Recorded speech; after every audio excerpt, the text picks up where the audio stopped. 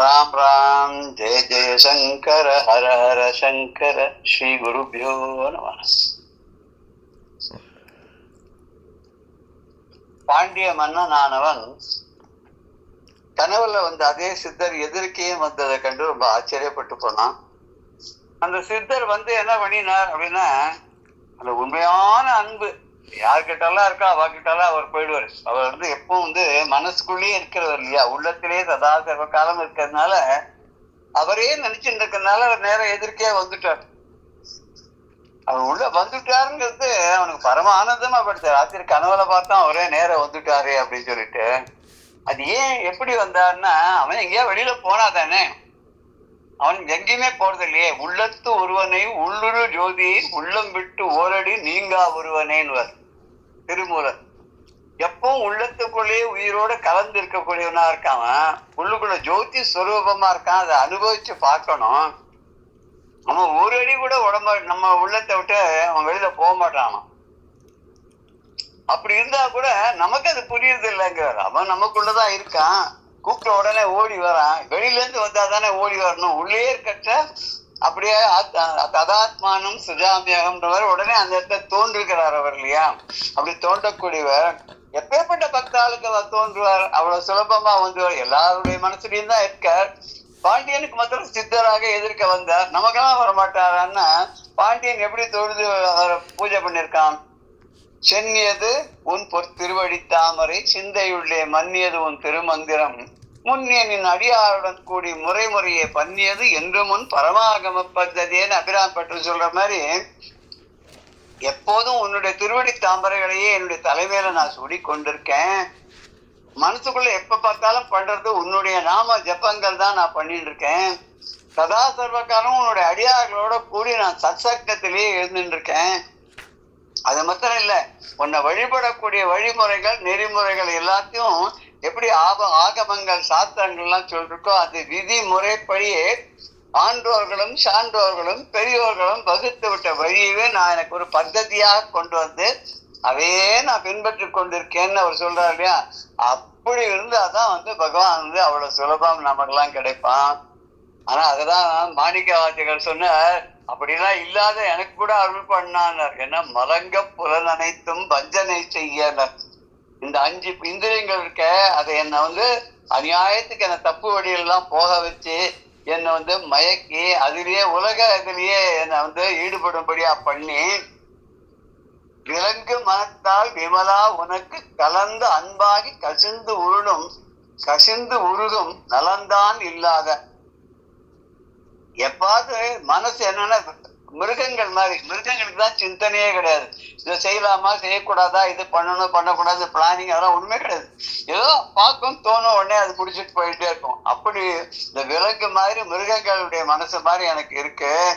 ஆனா விமலா கல்மஷம் இல்லாதவன் நீ, எல்லாத்தையும் ஒரே மாதிரி அன்பை செலுத்தக்கூடியவன். ஆனா நான் உனக்கு கலந்த அன்பாகி உன்னிடத்தில் செலுத்தக்கூடிய அன்பை உடையவனாக இருந்து கொண்டு கசிந்து உருகும், அப்படியே உள்ளம் நெஞ்சம் உருகும்படியாக இருந்து நலந்தான் இல்லாத. இதெல்லாம் பண்ணக்கூடிய எதையுமே நான் பண்ணாதவனா இருக்கேன். அப்பேற்பட்ட சிறியனுக்கு நல்கி நீ உன்னுடைய அருளை இந்த சிறியவனான எனக்கு கூட, இந்த பாப்பியாக இருக்கக்கூடியவன் நல்லதே செய்யாதவனாக கூட எனக்கு கூட நீ என்ன பண்ண, சிறியனுக்கு நல்கி இளந்தன் மேல் அருளை நீள்கள் காட்டினர். இந்த உலகத்திலே இந்த பூமியில எனக்கு முன்னாடி நின்று உன்னுடைய பாதங்களை எல்லாம் பத்ம பாதங்களை எல்லாம் காட்டி எனக்கு நீ அருள் பண்ண. இதை நான் எங்க போய் சொல்றது, உன்னுடைய அருளை பத்தி நான் எப்படி பெருமையா அந்த மாதிரி சொல்றது அப்படின்ற மாதிரி. இங்க பாண்டிய ராஜாவுக்கும் அப்படி பார்த்தா அப்படி முன்னாடி பாண்டிய ராஜாவோட அன்புனால வசப்பட்ட அந்த சித்தர் ரூபத்துல அந்த பரமேஸ்வரனானும் என்ன பண்ணாருன்னா, ஏற்கனவே தான் ஆகமங்களையும் வேதத்திலையும் சாஸ்திரத்திலையும் சொல்லி இருக்கிறது எல்லாத்தையும் அதை சார்ந்த நூல்கள் அதனுடைய பாஷ்யங்கள் அதெல்லாம் எப்படி எப்படிதான் இருக்கோ அது எல்லாத்தையும் இவருக்கு சொல்றாரு, ராஜாவுக்கு சொல்றாரு. முறைப்படி இப்படி பண்ணணும்ப்பா, ஒரு ஆலயம் அமைக்கிறதுன்னு இந்த மாதிரி பண்ணணும், ஊர் அமைக்கிறதுன்னு இப்படி பண்ணணும், என்னென்ன இருக்கணும் உன்னுடைய நகரத்துல அப்படிங்கிறதுலாம் ரொம்ப அழகாக சொல்லிட்டு இப்படி பண்ணு, உனக்கு நான் துணையா இருப்பேன் அப்படின்னு சொல்லிட்டு மறைஞ்சு போயிடுறார் அவர். அதான் நம்ம பார்த்தோம் கடைசி பாடல. தென்னன் அன்பில் அகப்படு சித்தர் தாம் முன்னர் சொன்னவாதி நூல் வழி வரு சார்பு நூல் தொடர்பால் நன்னர் ஆலய மண்டபம் கோபுரம் நரகம் இன்னவாறு செய்யன வகுத்து இம்மன மறைந்தார் அப்படின்னு பார்த்தோம். பாண்டியராஜா, அரசன் பாண்டியராஜாவுடைய அன்புனால மிகவும் மகிழ்ந்த சந்தோஷப்படைந்த இறைவனானவன் இந்த பரமேஸ்வரன் சித்தருடைய வடிவில் வந்து எல்லாத்தையும் சொன்னார். எப்படி ஆலயம் அமைக்கணும், எப்படி மண்டபம் அமைக்கணும், எப்படி நகரம் இருக்கணும், எப்படி கோபுரங்கள் இருக்கணும், இப்படி எல்லாத்தையும் செய்யக்கூடிய வழிமுறைகள் எல்லாம் சொல்லிவிட்டு அவர் மறைந்தார் அப்படின்றத நம்ம பார்த்தோம். அடுத்த இதுல ஆதி நூல்னா முதல் நூல்கள் வேதம், ஆகமம், புராணம், இதிகாசம்லாம் சொல்றலையோ உபநிஷத்து, இதெல்லாம் இது ஒன்னொன்னு எப்படி சொல்லியிருக்கோ அது பிரகாரம் அப்படின்னு பார்த்தோம்னா, அடுத்த பாடல்ல மறைந்தே இவற்றுடன் நிறைந்தவர் மலரடிக்கு அன்பு நிறைந்த நெஞ்சு உடை பஞ்சவன் நிலத்து மேம்பட்டு சிறந்த சிற்ப நூற் புலவரால் சிவபரம் சுடர் வந்து அரைந்து வைத்தவாறு ஆலய மணிநகர் காண்பான் அப்படிங்கிற. பஞ்சவன் அப்படின்னு சொன்னாக்க பாண்டியராஜான். அது பஞ்சவன் அப்படின்னு ஏன் வந்திருக்கு அப்படின்னா, ஐந்து விதமான குணங்களை உடையவன், 5 விதமான செயல்களை உடையவன், பஞ்ச இந்திரியங்களையும் அடக்கியவன், பஞ்சபூதங்களையும் தன்னுடைய கட்டுக்குள்ளே வைத்திருக்கக்கூடியவன், அப்படி தெய்வாம்சம் பொருந்தியவனாக இந்த பஞ்சவன். அவன் வந்து வந்தவர் யாரு, அவன் முன்னாடி வந்து நின்றது யாரு, சாட்சாத் சோமசுந்தர கடவுளே வந்திருந்தா இல்லையா. அவர் எப்பேற்பட்டவர்னா அங்கிங்கே அனாதபடி எங்கும் பிரகாசமாய், இங்கதான் இருப்பார் அங்கதான் இருப்பார்லாம் சொல்ல முடியாது. பிரகலாதன் சொன்னா இல்லையா, தூணிலும் இருப்பார் துரும்பிலும் இருப்பார், எங்க வேணாலும் இருப்பார். அவன் கேட்கறான்ல, உன்னோட பலம் என்னடா, யார நம்பி இவ்வளவு தைரியமா நீ பேசுற, ஹரி ஹரிங்கிற எங்க இருக்கான் அவன் அப்படின்னு கேட்ட உடனே எல்லா இடத்துலயும் இருக்காரு, உனக்குள்ளேயே இருக்காரு, எனக்குள்ளேயே இருக்காரு, சதா சர்வ காலமா அவரே நினைச்சிட்டு இருக்கே, உன் மனசுக்குள்ளேயே அவர் தான் இருக்கார். அது பிரம்மா கேட்ட போது பிரம்மா சொன்னாராம் விஷ்ணு கிட்ட, அவன் வந்து வெளியில எல்லாம் தேடுவான், அவன் மனசுக்குள்ள தேட மாட்டான், நீங்க அங்க போய் ஒளிஞ்சுக்கோனாராம். அதுலதான் அவர் பார்க்கடலை விட்டு வைகுண்டத்தை விட்டு நேர போய் இரண்யசிபுடைய மனசுக்குள்ளேயே ஒளிஞ்சு விட்டாரான். இவன் எல்லா இடத்துலயும் தேடிட்டு அவரை காணா, என்னை கண்டு பயந்து ஓடி போயிட்டாரு, ஒளிஞ்சு விட்டார் அப்படின்னு சொல்லி அவன் சொல்லிட்டு இருந்தான்.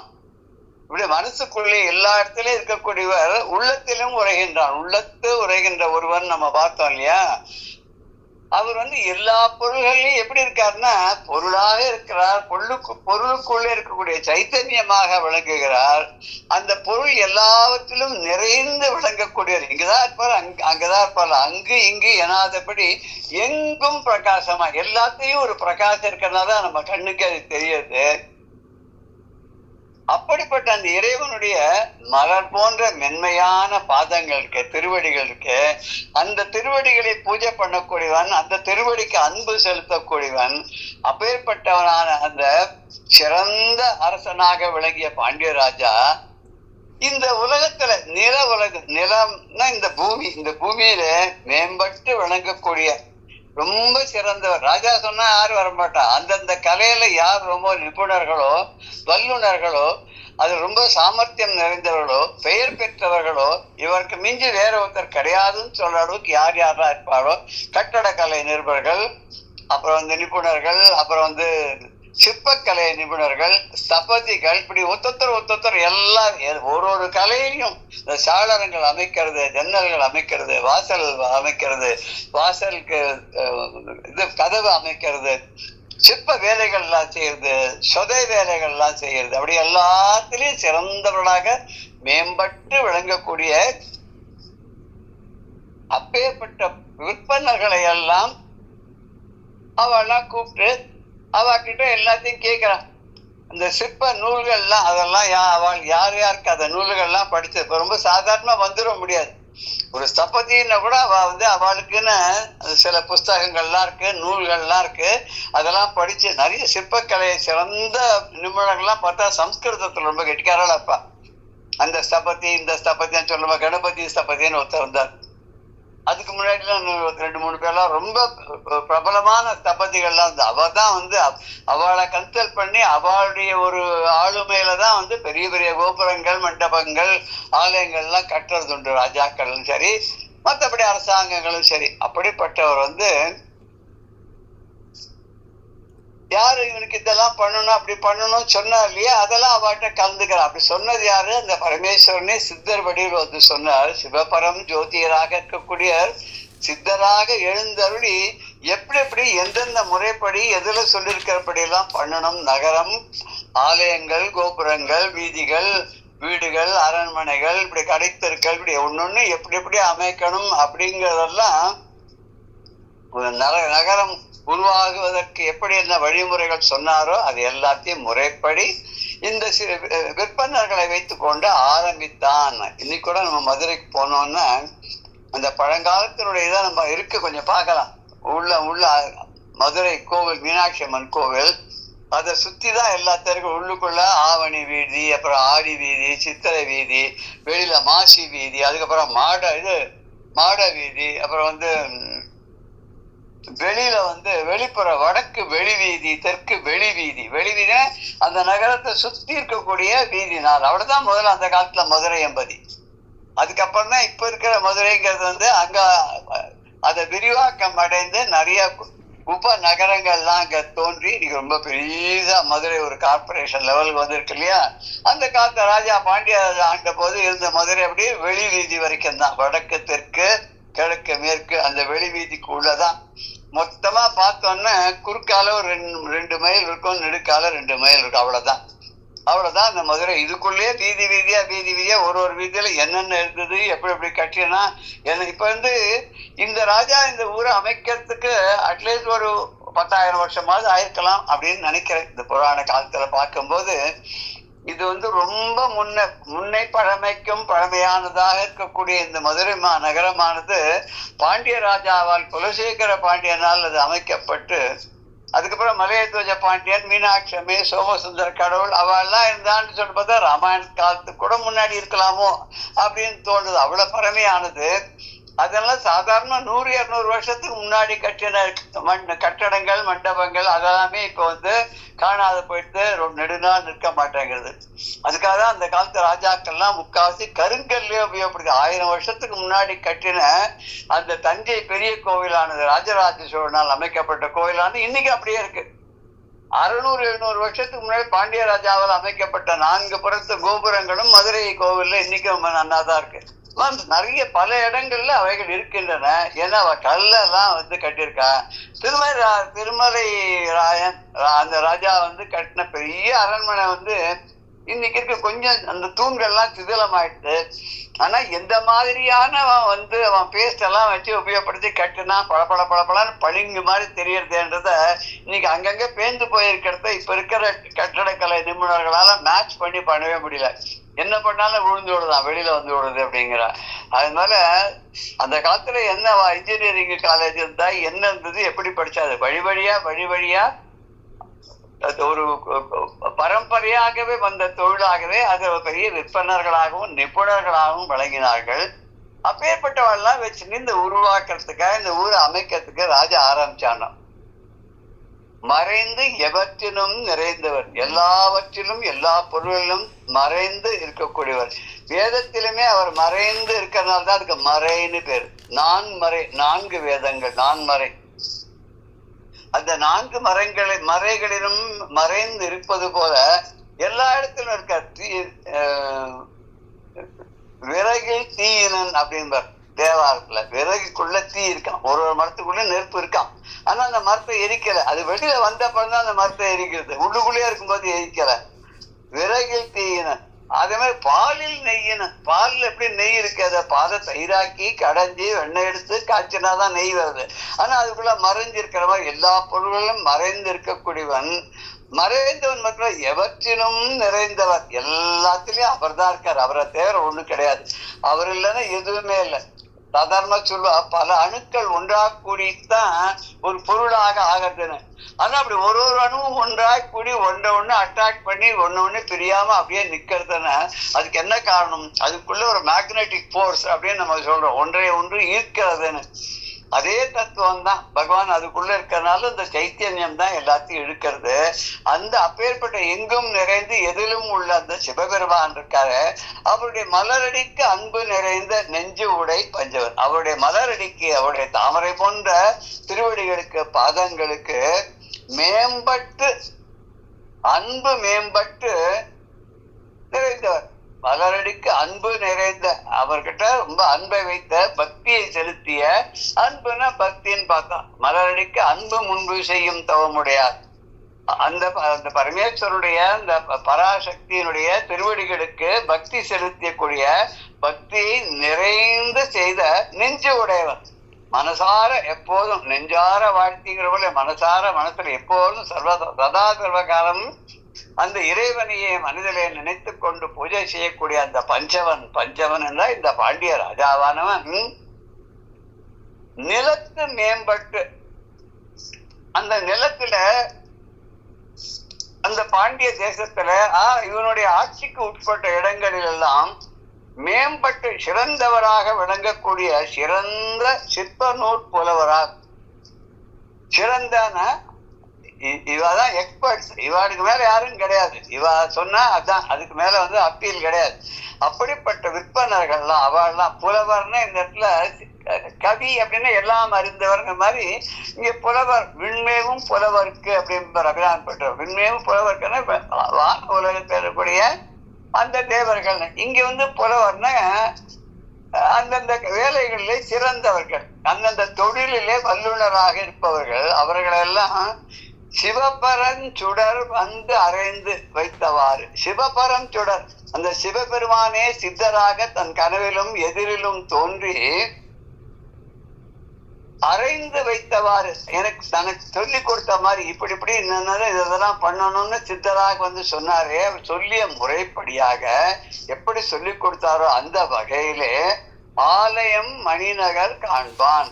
கோவிலையும் நான்மாட கூடங்களையும் சுற்றி இருக்கக்கூடிய வீதிகளையும் நகர்ப்புறங்களையும் இவன் அமைப்பதற்கு முயன்றான், உருவாக்க தொடங்கினான். ராஜா ஆரம்பிச்சுட்டான். ஒரு நல்ல நாள் பார்த்து உடனே எல்லா வேலையும் ஆரம்பிச்சாச்சு. சுபே முகூர்த்தே அப்படின்னு சொல்லுவா இல்லையா, நல்ல சுபமான நல்ல முகூர்த்தத்துல தொடங்கிய வேலையானது தடங்கள் இல்லாமல் நிறைவேற வேண்டும் அப்படின்னு சொல்லி அந்த சிவபெருமானுடைய அருளே இருக்கிறதுனாலையும் சிவபெருமானே முன்னின்று வழி நடத்தலாலும் ரொம்ப சந்தோஷமடைந்த பாண்டியராஜா ஒரு நல்ல நாள் குறித்து அன்னைக்கு இந்த நகரை உருவாக்குவதற்கு தொடக்கத்தை செய்தான். அப்புறம் என்னென்னலாம் பண்ணினான்னு வரிசையா 2-3 பாடல்களை சொல்லப்படுறார். மோஸ்ட்லி ஆஃப் அகாடமிக் இன்ட்ரெஸ்ட், அதுல இருக்கக்கூடிய சில இடங்களுக்கோ சில அமைப்புகளுக்கு அந்த காலத்து பெயர்கள் எல்லாம் யூஸ் பண்ணியிருக்காரு. அது அதெல்லாம் இப்ப இருக்கான்னு தெரியாது. அந்த மாதிரியான கட்டடங்கள் செய்யறாளான்னு நமக்கு தெரியாது. அதனுடைய அமைப்புகள்லாம் அப்படியே ஃபாலோ பண்றோமான்னு தெரியாது. ஆனா நாங்க இப்ப ஃபாலோ பண்றதெல்லாம் என்ன, பெரிய அகன்ற ஒரு ஹாலு, அப்புறம் பெரிய ஜன்னல், அப்புறம் ஸ்லைடிங் டோரு, அப்புறம் அங்கங்க ஒளி விளக்குகள், ஃபால்ஸ் சீலிங், என்னென்னோ போடுறோம். அதாவது காலம் மாற மாற காலத்துக்கு ஏற்றவாறு தேவைக்கு ஏற்ற மாதிரி அவைலபிள் வசதிகளுக்கு ஏற்றவாறு நாமளும் அமைப்புகளை மாற்றி கொண்டு போயிட்டே இருக்கோம். அதனால பல்லாயிரம் ஆண்டுகளுக்கு முன்னாடி அமைக்கப்பட்ட இந்த மண்டபங்கள்லாம் எப்படி எப்படி இருந்ததுன்றது மேட்டர் ஆஃப் அகாடமிக் இன்ட்ரெஸ்ட். இதுல நம்ம என்ன ரொம்ப அப்ரிஷியேட் பண்ணோம்னா, இவர் ஏதோ ஒரு ஆதாரத்தை வச்சுதான் இதெல்லாம் சொல்றார் பரஞ்சோதி அடிகளார். என்ன ஆதாரம்னா, அகஸ்தியர் சொன்ன ஆலாசிய புராணத்தை தான் மெயினா எடுத்துட்டு அதுல இருந்து கொஞ்சம் கூட அண்ணன் போல சில இடத்துல கொஞ்சம் விரிவாக்கமா சொல்லியிருக்காரே தவிர அதை விட்டு அண்ணன் ஒரு நூல் கூட பெசகாத அப்படியே சொல்லிட்டு வராறவர். அதுல அப்படி மனக்கண் முன்னாடி அதை நிறுத்தி பாக்குறதுனாலதான் அவரால் சொல்ல முடியாது. எந்த ஒரு கவியானாலும் எழுதும் போது அவன் உள் மனசுக்குள்ள அவன் எதை எழுதுறானோ அது ஓடிண்டே இருக்கும். அவனுடைய அனுபவம் அவனுடைய பாடல்களை பிரதிபலிக்கும். எந்த ஒரு கவியினுடைய பாடல் சாதாரண ஒரு வசன நடையில சொன்னாலும் கவிதை மாதிரி தோன்றக்கூடியதா இருந்தாலும் கூட அது உள்ள கிடைக்கைய வெளிப்படுத்தக்கூடியதா தான் இருக்கும். அது அப்படி இவரும் அப்படி மனசுக்குள்ள விஷுவலைஸ் பண்றாரு. இந்த நகரம் எப்படி இருந்திருக்கலாம் 10,000 வருஷத்துக்கு முன்னாடி குலசேகர பாண்டியன் நிறுவின போது எப்படி அந்த சிவபரன் ஜோதியாரானவர் சொன்னவர் எப்படி எல்லாம் சொல்லியிருப்பாரோ அது அப்படி அமைந்தால் அந்த ஊர் எப்படி இருக்குமோ. இன்னைக்கு அப்படி இருக்கா அப்படின்னா இல்ல, அது மாதிரி பண்ண முடியுமா அப்படின்னா இந்த $1,000,000 கொஸ்டின். பண்ண முடியுமான்னு அந்த காலத்துல பண்ண முடிஞ்சது. அந்த காலத்துல அந்த மாதிரி பண்ணக்கூடிய ஆட்கள்லாம் இருந்தார்கள். அதை ஊக்குவிக்கக்கூடிய ராஜாக்கள் இருந்தார்கள். அவர்கிட்ட செல்வமும் நிறைந்திருந்தது. மக்களும் ஈடுபாட்டோட பக்தியோட பக்தி பரவசத்தோட பகவானை வழிபடுவர்களாக நாஸ்திகவாதம் என்பது என்னன்னு தெரியாத அளவுக்கு அந்த காலத்துல பக்திமான்களாக எல்லாரும் சிறந்து விளங்கினார்கள். அதுல இந்த ராஜா என்னென்ன சித்தர் சொன்னார், அதெல்லாம் எப்படி பண்ண போறான் அப்படிங்கிறத வரிசைப்படுத்தி ஒரு 3-4 பாடல்கள்ல அவர் சொல்ல போறார். கிட்டத்தட்ட ஒரு 511-12 வரைக்கும் இப்படிதான் சொல்ல போறாரு. அதுக்கப்புறமா அதை பத்தி இன்னும் கொஞ்சம் சில விவரங்கள்லாம் விட்டு போனதால பின்னாடி சொல்ல போறோம். கிட்டத்தட்ட 6-7 பாடல்கள் இதுதான் அழகா வரப்போறது. நம்ம இதெல்லாம் பார்க்கிறோம். இப்போ மறை பயில் பதும மண்டபம், அர்த்த மண்டபம், மழை நுழை வளைவாய், பிறை பயில் சிகைமா மண்டபம், அருகார் பீடிகை, திசையெல்லாம் பிளக்கும் பறை பயில் நிறுத்த மண்டபம், விழாக்குள் பன்மணி மண்டபம், வேள்வித்துறை பயில் சாலை, திருமடைப்பள்ளி, சூளுரை தேவர்தம் கோவில் அப்படின்னு. இது ஒரு அங்க நிறுத்த ஒரு கமா, அந்த இடத்துல ஃபுல் ஸ்டாப் கிடையாது. அது எப்படி என்னென்னதான் இருக்குன்றத வரிசைப்படுத்தி ஒன்னா சொல்லிட்டு இருக்கார். முதல்ல இதெல்லாம் என்னென்ன இருக்குங்கிறத சொல்றார். என்ன பண்றதுக்கு ராஜா தீர்மானம் பண்ணிருக்கான்றத அந்த ஒரு ஸ்ட்ராட்டஜியை சொல்றார். அதுக்காக யார் யார் இதெல்லாம் கலந்துட்டு பண்ணினான்றத சொல்ல போறார். எப்படி எப்படிலாம் பண்ணினான்னு சொல்ல போறார். இது எப்படி எப்படிலாம் உபயோகப்படுத்தப்பட்டது அதையும் சொல்ல போறார். இதுல பயில் மண்டபம் அப்படின்னு வருது இல்லையா? பயில்னாக்க பயிற்சி அளிக்கக்கூடிய. இப்ப மறை பயில் அப்படின்னு சொன்னாக்க வேதத்தை பயிலக்கூடிய, வேதத்தை கற்றுத்தரக்கூடிய, வேதத்தை அத்தியனம் செய்யக்கூடிய, அது பயில் மண்டபம் அப்படின்னு அவெல்லாம் அதை தினம் படிக்கிறா. படிச்சு அதை வழிமுறைப்படி மனதில இருத்தி அதில் சொல்லிய பண்ணம் செயலாற்றுகிறார்கள். அதுக்கு அந்த குழந்தைகள்லாம் தயார் பண்றா. அதுக்கப்புறம் என்ன, 5 மணிக்கு அது 3 வயசுல சவுளம்லாம் பண்ணி, 5 வயசுல உபநயனம்லாம் பண்ணி வாத்தியார்ட்ட கொண்டு போய் பாடசாலையில விட்டுடுவோம். அந்த காலத்துல படிப்புங்கிறது யார் யாருக்கு என்னென்ன மாதிரி படிப்பு, அந்தணர்களுக்கு வேதங்களை படிக்கிறது, அரசர்களுடைய வம்சத்தை அப்புறம் சத்திரியர்கள் வம்சத்துல வந்தவாளுக்கெல்லாம் வில் பயிற்சி, வாழ் பயிற்சி, குதிரை ஏற்றம், யானை ஏற்றம், தேர் ஓட்டுறது, இதெல்லாம் சொல்லி கொடுப்பார். அப்புறம் சிற்பக்கலை, அப்புறம் பொற்கொல்லர்கள் அப்படின்னு அவவா வழியில வந்தவா பரம்பரையா அவளுக்கு குருவே அப்பா தான். அவ அப்பா கிட்டே கத்துட்டு அதை இன்னும் கொஞ்சம் மேம்பட செய்வதனால அடுத்த தன்னுடைய சிக்ஷனான தன்னுடைய மகனுக்கு சொல்லும் போது அவ இன்னும் மேம்பட சொல்லி கொடுக்குறா. அப்படி ஒன்னொன்னு வழி வழியாக வந்தது. அந்த காலத்துல இவ்வளவு சிறப்பா அவ எந்த காலேஜுக்கெல்லாம் போல, அவ வீட்டிலேயோ இல்ல நிறைய குழந்தைகளுக்கு கற்றுக் கொடுக்கும் போது அதுக்குன்னு ஒரு மண்டபத்தை அமைச்சு அங்கேயோ தான் நடத்திட்டு இருந்தா. இதுல மறைபயில் பதும மண்டபம், அர்த்த மண்டபம், மழை நுழை வளைவாய், பிறை பயில் சிகைமா மண்டபம், அருகார் பீடிகை, திசையெல்லாம் விளக்கும் பறை பயில் நிறுத்த மண்டபம், விழாக்குள் மணி மண்டபம், வேள்வித்துறை பயில் சாலை, திருமடைப்பள்ளி, சூளுரை தேவர்தன் கோயில், இத்தனையும் பண்றான். வேதம் ஓதக்கூடிய பத்ம மண்டபம், தாமரை மலர் போல விருந்து அழகாக செய்யப்பட்டு இருக்கக்கூடிய ஒரு அழகான மண்டபம். அங்க அந்தணர் வகுப்பை சேர்ந்தவர்கள் எல்லாரும் அவர்களுடைய குழந்தைகள் அனுப்பிச்சு அங்க இருக்கிற ஆசான்கள் மூலமாக வேதத்தை கற்றுவிப்பதற்காக பயிற்றுவிப்பதற்காக ஒரு அழகான மண்டபம், பத்ம மண்டபம்னு அழகான மண்டபம்னு எடுத்துக்கலாம். தாமரை போல் அழகாக இருக்கக்கூடிய ஒரு மண்டபம் பத்ம மண்டபம். அர்த்த மண்டபம், அர்த்த மண்டபம்ங்கிறது கோவில்கள்ல முக்காவாசி நம்ம பார்க்கலாம். முன்னாடி ஒரு பெரிய மண்டபம், அதுக்கு அடுத்தது அர்த்த மண்டபம்னு அதுல பாதியாக இருக்கக்கூடிய மண்டபம். முன்னாடி இருக்கக்கூடிய மண்டபத்தை கலை நிகழ்ச்சிகள்லாம் இருக்கும். அர்த்த மண்டபத்தை அத்தியனங்கள், வேத ஓதுதல் அதெல்லாம் இருக்கும். அதுக்கப்புறம் உள்ளதான் நுழைவாயில், கோயில் கர்ப்பகிரகத்துக்கு நுழைவாயில் இருக்கும். அங்க ஒரு சின்னதா ஒரு இடம், ஒரு 10 பேர் இருக்கிற மாதிரி இடம் இருக்கும். அதுக்கப்புறம் உள்ளுக்குள்ள கர்ப்பகிரகம், அங்கதான் சுவாமி இருப்பார். கர்ப்பகிரகத்துக்குள்ள மாத்திரம் குறிப்பிட்ட சிலர் தான் அங்க போக முடியும். அதுக்கு முன்னாடி இருக்கிற ஒரு அறை மாதிரி இருக்குமே, அந்த வாசலுக்குள்ள கோவில் விமானத்துக்கு அந்த இடத்துல இந்த மெயினாக பூஜை செய்யக்கூடியவர்கள் சிவாச்சாரியார்கள் இருக்காங்க, அவளுடைய அசிஸ்டண்டா இருக்கக்கூடியவர் பட்டாச்சாரியார்களுடைய அசிஸ்டன்ட் அது வரைக்கும் போவார். அந்த பூஜைக்கு அபிஷேகங்களுக்கு வேண்டிய சாமகிரியெல்லாம் வைக்கக்கூடிய இடமா இருக்கும். அதுக்கு முன்னாடி இருக்கிற அர்த்த மண்டபத்துல தான் இருந்து பக்தர்களா வந்தாலும் சரி, அப்புறம் அந்த கட்டளைக்காரர்கள் சொல்லுவார் இல்லையா, இந்தந்த இதுக்காக பூஜைக்காக அபிஷேகத்துக்காக இந்த ஆராதனைக்காக இந்த வழிபாட்டுக்காக அப்படின்னு ஏற்பாடு பண்ணி அதை கலந்துக்கக்கூடிய குடும்பத்தினர் அவள்லாம் நிக்கிறவா. ராஜா எல்லாம் நிக்கிற, ராஜாவா இருந்தாலுமே கர்ப்பத்துக்குள்ள போக முடியாது, அங்க வெளியில அர்த்த மண்டபத்துல தான் நிக்கணும்னு அந்த காலத்துல இருந்தது. எப்பேற்பட்டாலும் இருந்தாலும் இப்ப விஐபி எல்லாம் உள்ள வரைக்கும் கூட்டிட்டு போய் சுவாமியை தொட வைக்கிறாள். அதெல்லாம் அந்த கிடையாது. சுவாமியை தொட்டா முக்காவசி பார்த்தா நார்த்ல எல்லாம் பளிங்கு மார்பிள் ஸ்டோன்ல தான் சுவாமி பண்ணிருப்பான். அதனால அவ தொடலாம், ஒண்ணும் தப்பு இல்லையாப்பா. ஆனா தெற்கெல்லாம் பார்த்தா முக்காவாசி 100% கிரானைட்ல தான் சுவாமியை பண்ணிருப்பார், கருங்கல்ல தான் சுவாமியை வடிச்சிருப்பார். ஏன் அப்படின்னு கேட்டாக்க, எல்லா பண்ற பூஜைகளும் அபிஷேகங்களும் ஆராதனைகளும் உண்டான எல்லா பலன்களும் மந்திர யந்திர தந்திர சொரூபமாக செய்யக்கூடிய விழாக்கள் எல்லாமே அதனுடைய வைப்ரேஷன்ஸ் முழுக்க அது கிரகிச்சுக்குமா. அதுல கூட ஒரு வேடிக்கையா சொல்றது உண்டு. அந்த காலத்துல எவ்வளவு தூரம் உண்மை அப்படின்றத பாக்கிறவாட இப்ப அப்படி பண்றாளான்னு தெரியாது. யதிகள் முனிகள் ரிஷிகள்லாம் என்ன பண்ணுவாங்கன்னா அப்பிரதட்சணமா கோயிலை சுத்தி வருவாளாம். எதுக்குன்னா அவளுடைய தபசனுடைய சக்தி முழுக்க அந்த சுவாமி அப்படியே கிரகிச்சுன்னு விடுவாராம். சோ அந்த சுவாமிக்கு சக்தி நிறைய வரும். குழந்தையும் தெய்வமும் கொண்டாடும் இடத்துலன்னு அந்த தெய்வத்தை அப்படி கொண்டாடும் போது அவருடைய தவ வலிமை, தவத்தினால் ஏற்பட்ட பலன் எல்லாத்தையும் சுவாமிக்கு அவ அர்ப்பணம் பண்ணிடுவாளாம்.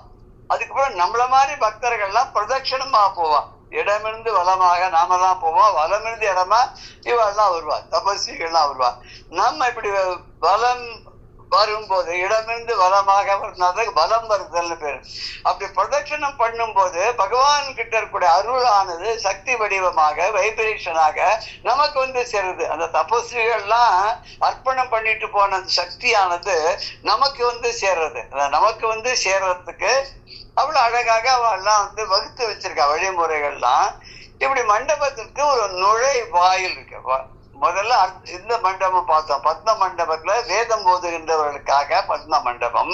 அதுக்கப்புறம் அர்த்த மண்டபம்னா பாதி, முன்னாடி இருக்கிறதுக்குள்ள ஒரு பாதி மண்டபம், முன்னாடி இருக்கிறதுல ஒரு 500 பேர் இருக்கலாம், அர்த்த மண்டபத்துல 200-250 பேர் இருக்கலாம். அதுக்கப்புறம் என்ன அந்த வேடிக்கையா சொல்றாரு பாரு, மழை நுழை வளை வாய்.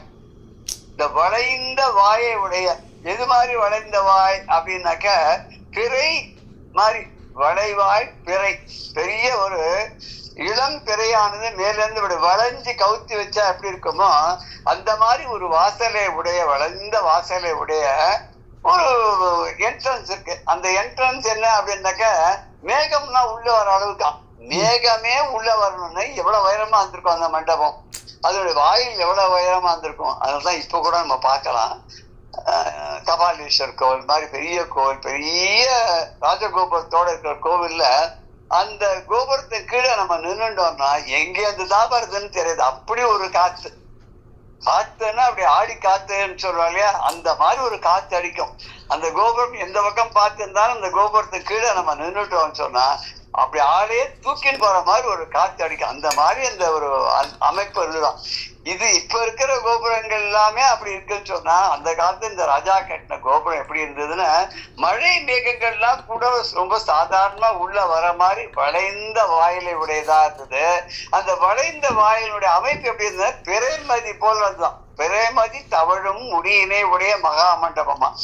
மாமண்டபம் எப்படி என்ன, பிறை பயில் சிகை மாமண்டபம் பலவா இருந்தது, மேகம்லாம் உள்ள அளவுக்கு. அது மட்டும் இல்ல, பிறைச்சந்திரன் மாதிரி வேற இருந்தது அந்த மண்டபம். எப்படின்னாக்க அந்த பிறை மதி உள்ள வரணும், தவண்டு வரலாமா. அந்த பிறை மதி வளைஞ்சுதானே இருக்கு, அந்த வளைஞ்சி வர்றது அப்படியே வந்ததுன்னா அதுக்கு தகுந்த மாதிரி வாயிலும் இருக்கணும். அது அழகான, அது பிறை, இது பார்க்கறதுக்கே பிறைச்சந்திரன் தான் முடியாக இருக்கிறதோ, சிவபெருமான் தலையில வச்சுருக்கிற முடி மாதிரி இந்த வாக்கிலையும் அந்த பிறைச்சந்திரனே இருக்கானோ அப்படிங்கிற அளவுக்கு பிறைமதி மாதிரி அந்த மண்டபத்தோட அமைப்பு வாயில் அமைந்துதான். அது மகா மண்டபம், பெரிய மண்டபம். அந்த பெரிய மண்டபம், அதுக்கப்புறம் 6 கால் பீட்டம். இந்த அருகால் பீடம் அப்படின்றது 6 பாதங்களை உடைய பீடம். பீடம்னா அது சுவாமிய உட்கார வைக்கிறதுன்னு நினைக்கிறேன். இதுக்கு ஏதாவது அருகால் பீடத்துக்கு சமமா வேற ஏதாவது இருக்கா, ரெஃபரன்ஸ் இருக்கா? தெரியல. 6 கால் பீடம் அது ரொம்ப அந்த ஒரு ஆகமம் அது சம்பந்தமா சாஸ்திரத்தில் பார்த்தாதான் தெரியும்.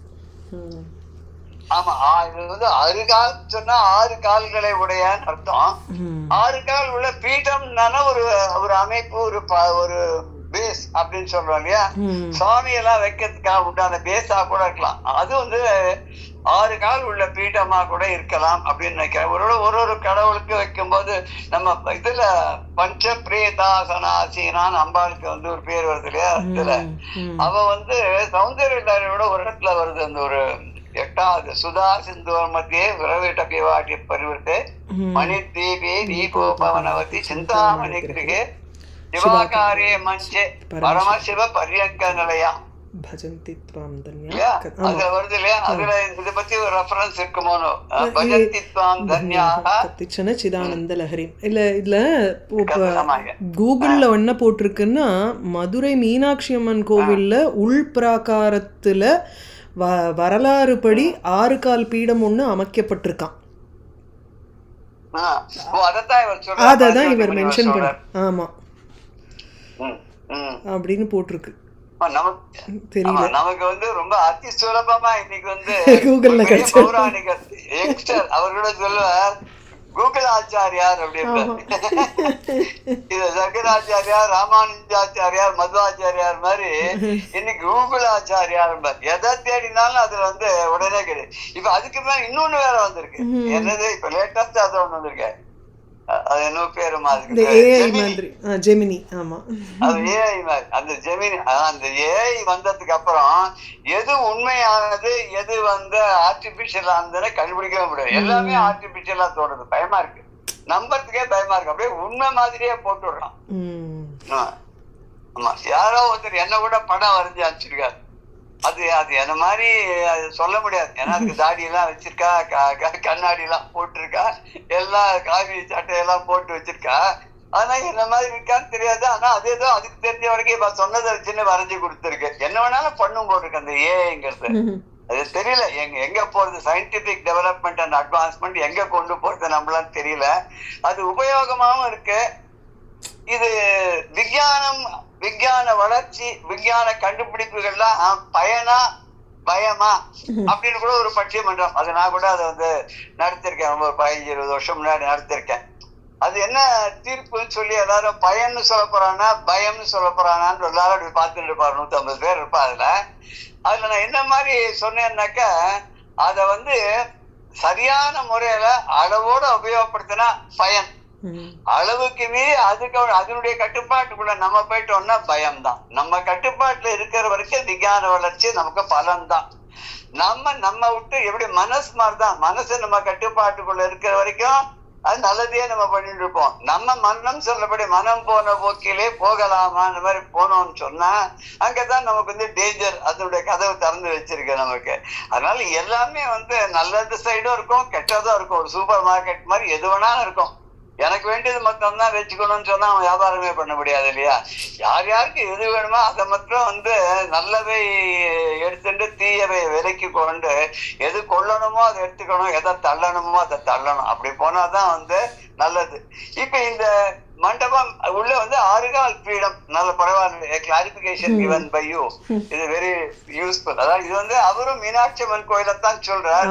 அர்த்த மண்டபம், யுத்த மண்டபம், கர்ப்ப கிரகம் எல்லாத்தையும் சொல்லிட்டு வரதுனால இது கரெக்டா அதுதான் அப்படின்னு தெரியுது. அது மட்டும் இல்ல, சுவாமிக்கு பூஜைகள்லாம் பண்ணும்போது இசைப்பார்கள், இசை கருவிகள்லாம் இருக்கும். ஓதுவார்கள்லாம் திருமுறை பாடல்கள்லாம் பாடுவா, 12 திருமுறைகளையும் பாடுவா. விஷ்ணு கோவிலா இருந்தாக்க ஆழ்வார்களுடைய பாடல்கள்லாம் பாடுவார்கள். திவ்ய பிரபந்தத்திலேருந்து தான் பாடுவா.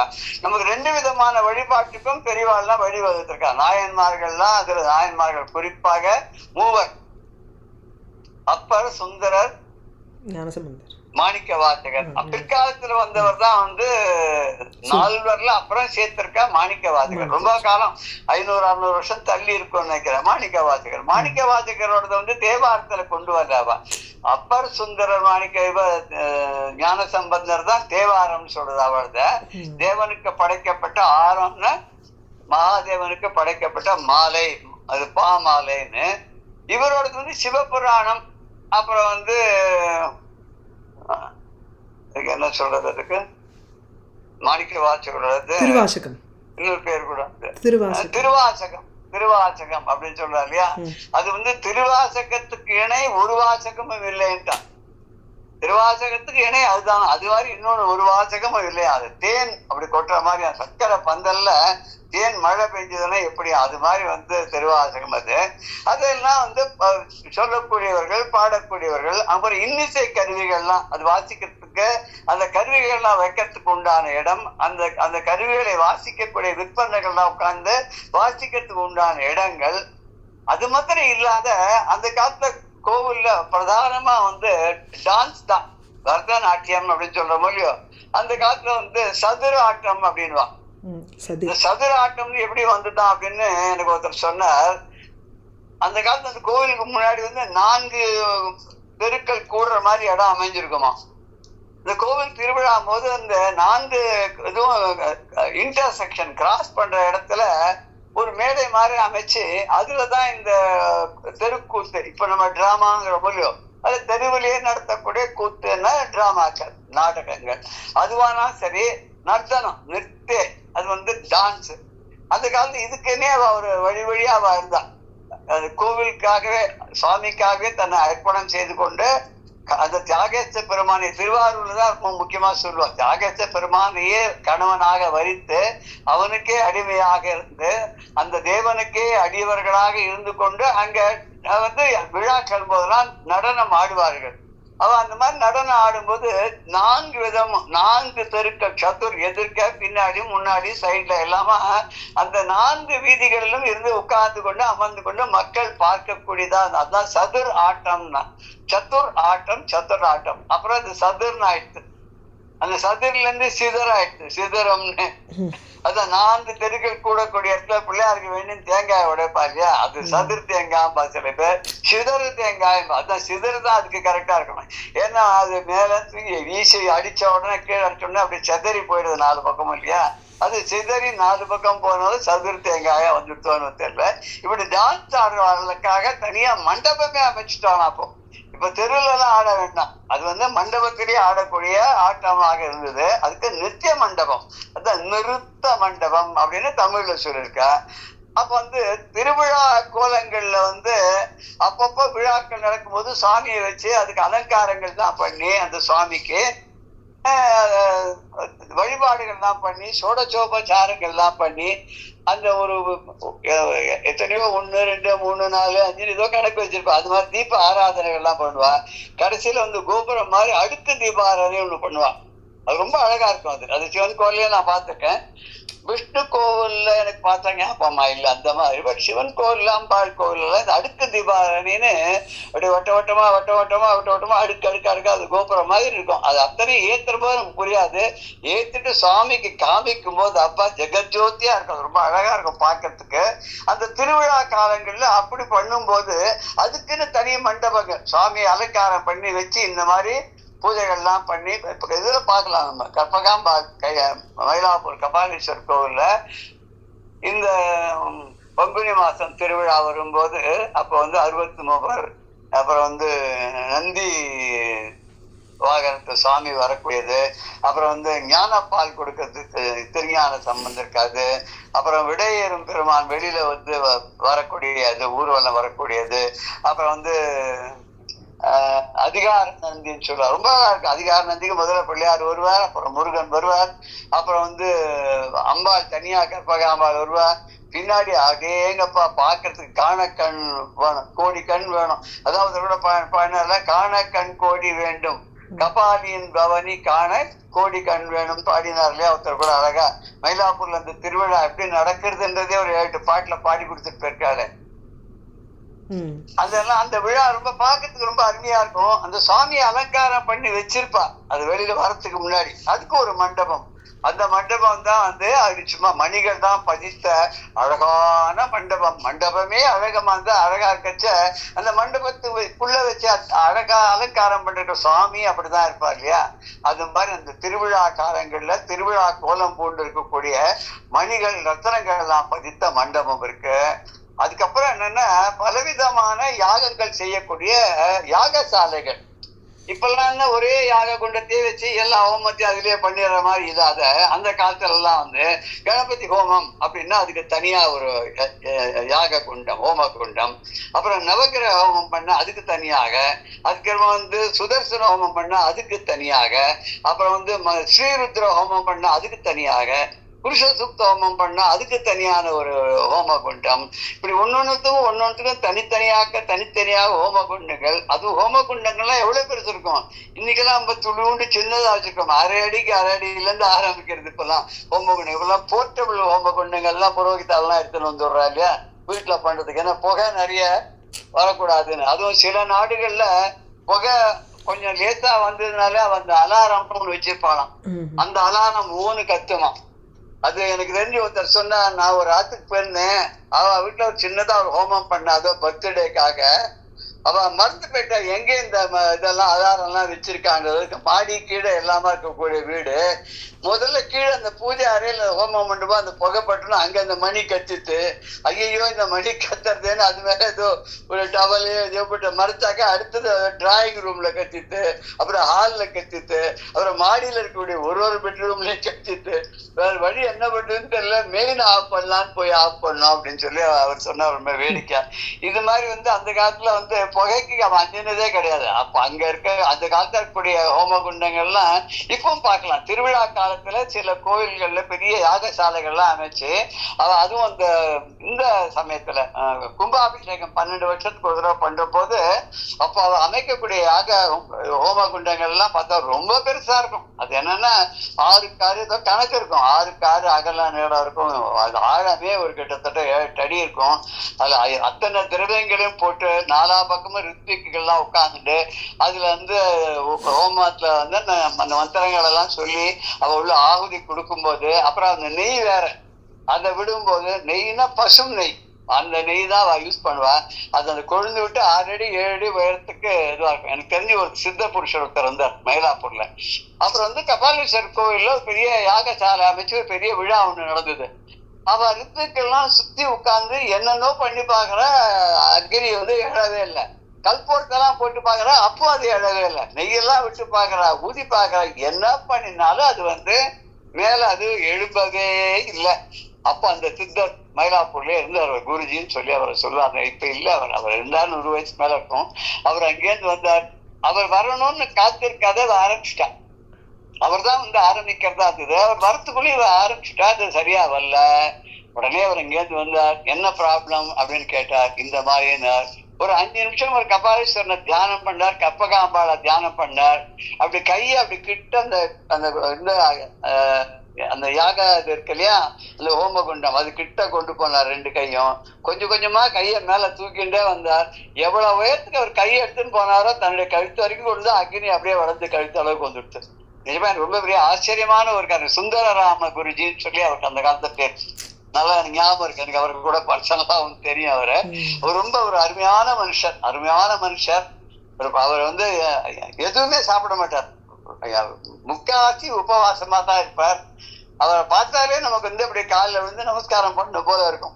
அப்படிப்பட்ட ஒரு மனுஷன் அவர் வந்து இந்த யாகசாலையெல்லாம் வந்து அவர் பண்ண மாதிரி இங்கேயும் பல துறைகள்ல பலவிதமான யாகங்களை பண்றதுக்காக யாகசாலைகள் தனித்தனியா யாகசாலைகள் அமைச்சாலும் சரி.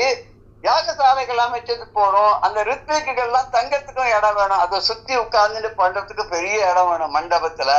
அது மாத்திரம் போறாது, அந்த ஹோமத்துல போடக்கூடிய பொருள்கள்லாம் இருக்க, திரவியங்கள்லாம் இருக்கு, அதெல்லாம் நல்லா சம்பரமா குறைச்சலாம் கொடுக்க கூடாது. ரொம்ப ஜாஸ்தி எவ்வளவு முடியுமோ அளவுக்கு மேல அதெல்லாம் கொடுக்கணும்.